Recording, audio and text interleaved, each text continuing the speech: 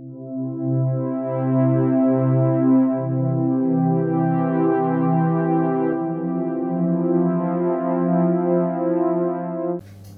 And very warm welcome to all of you. कैसे हैं आप सब? लर्निंग दिस विदाउट रूल्स के डेली डोज के सेशन में एक बार फिर से आप सबका स्वागत है। मैं आपका मेंटर आपके सामने उपस्थित हो गया हूं, साथ लेकर आया हूं 5 नए इडियम्स एंड फ्रेजेस। आज हम यहां पर हर एपिसोड की तरह इसकी मीनिंग समझने की कोशिश करेंगे, साथ ही कुछ एग्जांपल्स के साथ हम इसे सेंटेंसेस में कैसे यूज करते हैं ये मैं आपको बताने का प्रयास करूंगा। बंधु, उम्मीद करता हूं कि अभी तक जितने भी इडियम्स एंड फ्रेजेस मैंने आप तक पहुंचाए हैं ये आपके जहन में है और अब आप इसके साथ फ्रेंडली हैं, और अगर आपको कहीं पर ये दिखता है तो आप इसके मीनिंग को समझ पाने में समर्थ हैं। आप मेरे इस सेशंस के साथ अपना प्रयास भी जारी रखें, क्योंकि सीखना आपको है और ये आपके लिए बहुत जरूरी है, क्योंकि ये लड़ाई आपकी है, ये प्रतियोगिता आपकी है, कंपटीशन आपका है। इसीलिए इसमें आपकी भूमिका 100% होनी चाहिए। मैं सिर्फ एक टॉर्च बेयरर की तरह आपके साथ हूं और हमेशा आपके रास्ते की कठिनाइयों को कम करने और उसका समाधान करने की कोशिश करता रहूंगा। चलिए बिना देरी किए हुए इस एपिसोड की शुरुआत करते हैं। नोटबुक और पेन लेकर तैयार हो जाइए। देखते हैं कि आज के इस एपिसोड में कौन से 5 नए इडियम्स एंड फ्रेजेस लाए गए। चलिए देखा जाए।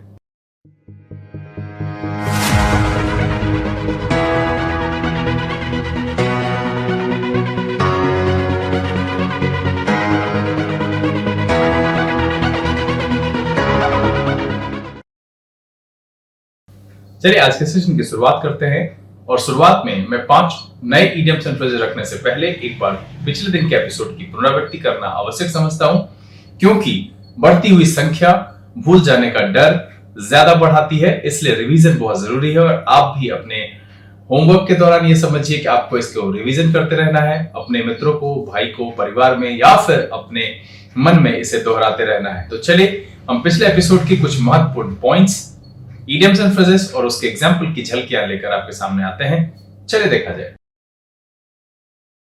आज के सेशन में जो हमने 5 इडियम्स एंड फ्रेजेस लिए हैं, उसमें से पहला इडियम्स एंड फ्रेजेस है leaps and bounds. That means someone और समथिंग इंप्रूव्स और इंक्रीजिंग अ लॉट। तेजी से वृद्धि करना। एग्जाम्पल के तौर पर कहें तो कह सकते हैं this company is growing by leaps and bounds this year. आज के सेशन का जो अगला इडियम्स एंड फ्रेजेस है वो है to blow your own trumpet. इसे कह सकते हैं to tell everyone proudly about your achievements. मतलब यह है अपना गुणगान करना। एग्जांपल के तौर पर कहें तो कह सकते हैं I don't want to blow my own trumpet but I think it is pretty good. आज के सेशन का जो अगला इडियम्स एंड फ्रेजेस है वो है an axe to grind. A personal और प्राइवेट पर्पस, अपना स्वार्थ होना या अपना मतलब होना। एग्जांपल के तौर पर कहें तो कह सकते हैं everyone in this project has his own axe to grind। आज के सेशन का जो अगला इडियम्स एंड फ्रेजेस है वो है an open book। आप कह सकते हो कि something which can be easily understood। इसको आप इंसान के लिए भी प्रयोग कर सकते हैं। मतलब यह है कि जिसको आसानी से समझा जा सके। एग्जांपल के तौर पर कहें तो कह सकते हैं my guru's life is an open book to those who know him। आज के सेशन का जो आखिरी इडियम्स एंड फ्रेजेस है वो है read between the lines। And read between the lines कहने को कह सकते हैं to find a concealed meaning। अब यहां कंसील का मतलब है छिपा हुआ। एग्जांपल के तौर पर कहें तो कह सकते हैं you must read between the lines to get its full meaning. चलिए यहां पर इस एपिसोड की शुरुआत करते हैं और आपके सामने रखते हैं 5 नए इडियम्स एंड फ्रेजेस। यहां पर आज के सेशन में शामिल किए गए 5 इडियम्स एंड फ्रेजेस में जो पहला इडियम्स एंड फ्रेजेस है वो है to give the devil his due. To give the devil his due. अब देखिए बेसिकली इडियम्स एंड फ्रेजेस का कंसेप्ट ही यही है कि इसका मीनिंग इससे इतर यानी अलग होता है, बट अगर आप शब्दों के कॉम्बिनेशन को समझेंगे तो मीनिंग आप निकाल पाएंगे। कह रहा है to give the devil his due. अब यहां शब्दों को तोड़ते हैं। टू गिव का मतलब है देना, अदा करना। द डेविल का मतलब यहां बुरे इंसान से रख सकते हैं। जी हाँ, बैड नेचर या फिर बिहेवियर या फिर जो आपको पसंद नहीं है आप उसे डेविल कह सकते हैं, उस सेंस में समझ सकते हैं। हिज ड्यू कहने का मतलब है कि उसकी जो बचत आपके ऊपर है या फिर जो उसकी राशि आपके पास है या जो आपको अदा करना है उसे आपको अदा करना है। To give the devil his due कहने का मतलब है टू एक्नॉलेज द टैलेंट और the success of an opponent or unpleasant person. To acknowledge the talent और the success of an opponent or unpleasant person.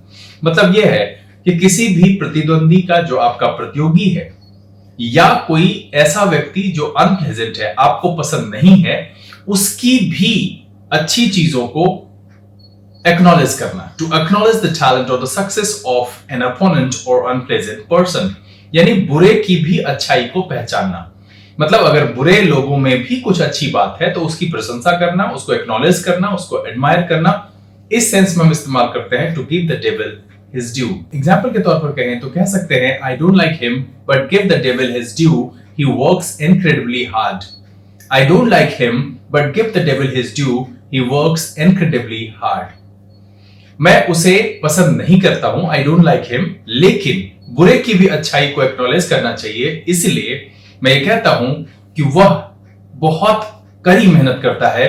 I don't like him but give the devil his due, he works incredibly hard. आज के session का जो अगला idioms and phrases है वो है to eat humble pi.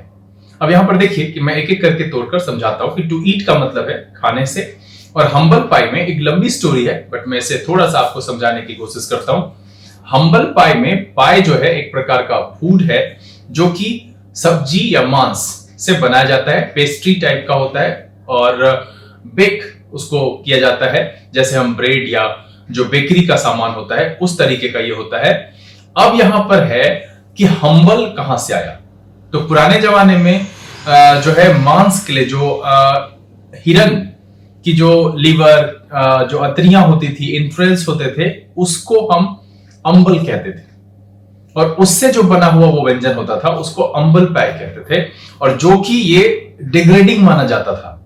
Degrading कहने का मतलब है कि अब ओब्वियसली है कि अंतरियां जो है वो कोई नहीं खाता, यहां पर उसको निम्न करके माना जाता है। यही अंबल समय के साथ हम्बल में चेंज हो गया, और यहां पर जो हो गया टू ईट हम्बल पाई। अब ऐसा क्यों हुआ?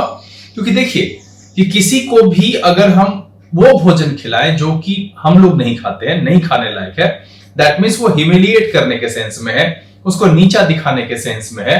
तो ये अब हम्बल शब्द भी जो है एक दब्बू के लिए इस्तेमाल होता है, दब्बूपन के लिए इस्तेमाल होता है, इतना विनम्र जो दब्बू को सेंस करता है। तो इसीलिए ये समय के साथ यूज होते होते टू ईट अंबल पाई से टू ईट हम्बल पाई में चेंज हो गया। और इसका जो सेंस है टू बिहेव और be force to behave humbly और बी ह्यूमिलिएटेड, या फिर आप इसे ऐसे भी कह सकते हैं to admit that you were wrong, to admit that you were wrong. यहां पर जो सेंस है ये समझना कि टू बिहेव और be force to behave humbly मतलब एक तरीके से, और बी ह्यूमिलिएटेड मतलब इस तरीके से फोर्स किया जाए कि आपको विनम्र व्यवहार करने के लिए, दैट मींस दबाया जाना, बी ह्यूमिलिएटेड के सेंस में, ना कर रगड़ना या रगड़वाने के सेंस में आप इसका प्रयोग कर सकते हैं। To eat humble pie, example के तौर पर कहें तो कह सकते हैं when he realised his mistake he had to eat humble pie. When he realised his mistake he had to eat humble pie. जब उसने अपनी गलती महसूस की, उसे नीचे खुद को महसूस करना पड़ा, या फिर उसे हम्बल पाई खाना पड़ा, यानी विनम्र होकर के व्यवहार करना पड़ा, दब्बू होकर व्यवहार करना पड़ा। When he realized his mistake, he had to eat humble pie। आज के सेशन का जो अगला इडियम्स एंड फ्रेजेस है वो है हॉब्सन्स चॉइस। हॉब्सन्स चॉइस में ऐसा कोई लॉजिकल अप्रोच नहीं है, ये एक पुरानी परंपरा का रिफ्लेक्शन है, और उसी से ये आगे परंपरा में आया और अंग्रेजी में यूज होने लगा। ये बताता है कि पुराने जमाने में जैसे जो पैसे वाले होते थे, जो समृद्ध होते थे, उनके लिए क्या होता था कि वो अपने से छोटे को अक्सर जो चॉइस रखा जाता था, वो जो बोल दिए वो होगा, अदरवाइज कुछ नहीं होगा। दैट मींस जो दिया गया है, जो ऑफर किया गया है, वो आपको लेना है तो ठीक, अदरवाइज कुछ नहीं मिलने वाला है। इसी तरीके से एक बिजनेसमैन थे थॉमस हॉब्सन। थॉमस हॉब्सन के बारे में बहुत सारी स्टोरी है, और वहां पर यह था कि उन्होंने जो कह दिया, आपको चॉइस करनी होती थी। चॉइस ये था कि जो उन्होंने कह दिया वो आपको लेना है, अदरवाइज कुछ नहीं मिलेगा। मतलब है एक ही विकल्प, ओनली सिंगल चॉइस। तो इसलिए ये आगे जो है बोलते बोलते बोलचाल में डेवलप होकर के हॉब्सन्स चॉइस इंग्लिश में इडियम्स एंड फ्रेजेस की तरह यूज होने लगा। That means the choice of taking what is offered or nothing at all. The choice of taking what is offered or nothing at all. एक ही विकल्प, मतलब जो ऑफर किया गया है वो आप लीजिए, अदरवाइज कुछ नहीं मिलेगा।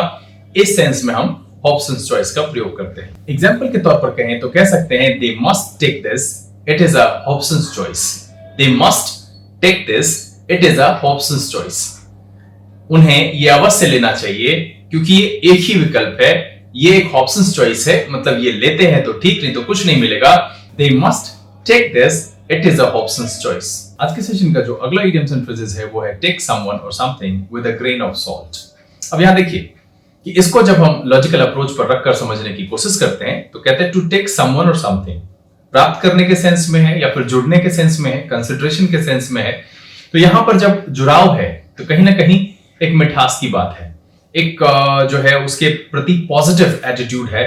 और यहां जो with a grain of salt है ये उसके नेगेटिव को दिखा रहा है कि with a grain of salt कहने का मतलब है कुछ उसमें गड़बड़ी की बात। यहां जो कंसिडरेशन की बात कह रहे हैं कि टेक समवन और something with a grain of salt, इसका जो सेंस है वो सेंस है to listen to some account or explanation with a feeling of doubt. To listen to some account or explanation with a feeling of doubt, मतलब है संदेह होना। इस सेंस में हम इसका प्रयोग करते हैं टेक समवन और something with a grain of salt.